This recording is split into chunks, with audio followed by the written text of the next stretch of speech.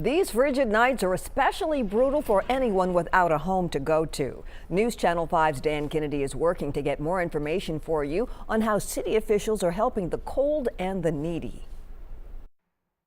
Hey, good morning from downtown Nashville. You know, the flurries have been flying pretty much consistently through the morning, though it's not really adding to all this snowfall. Not that it needs to. Still a good amount of snow left on the ground that hasn't melted. But with the flurries still, the big story today is just how considerably colder it is compared to this time yesterday. A little earlier this morning, we had temperatures in the single digits, wind chills negative wind chills earlier this morning, and that means Metro Police were out and about last night making sure everyone who wanted a warm place to stay had that opportunity. In fact, Metro Police tweeted out these pictures saying since December 7th, they've checked on 2,200 people. They've done 2,200 cold weather checks since then. They say only about 500 or so people have accepted their offer to get transportation to some of these warm shelters, so about a fifth of the people they've encountered.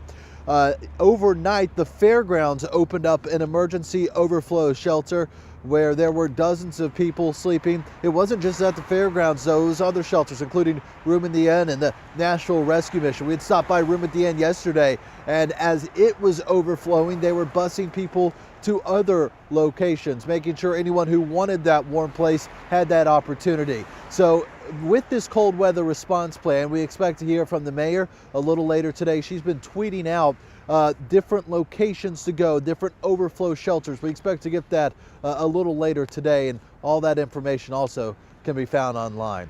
Reporting downtown where the flurries still fly, Dan Kennedy, News Channel 5. And Mayor Megan Barry tweeted this morning that every shelter has increased capacity and that no one will be turned away. She says a decision will be made later today about where to open an overflow shelter. An update now on that horrific story, almost too hard to comprehend. Authorities are still gathering evidence at the home of the parents who were charged with torturing and child endangerment. 13 children ages 2 to 29 were rescued in California. They were all malnourished and many were discovered chained to the furniture. One of the sisters managed to jump from a window and made a break for it to help call. The 17-year-old was so emaciated, officials initially thought she was only 10 years old. The parents remain under arrest with bonds set at $9 million each. President Trump's physician and veteran White House doctor is giving the commander-in-chief a clean bill of health, both physically and mentally.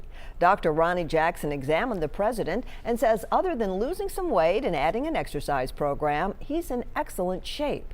Trump's cognitive tests were normal and his cardiac health is right on target. The doctor says he wants to enlist the First Lady to help him work on his physical fitness in the upcoming year.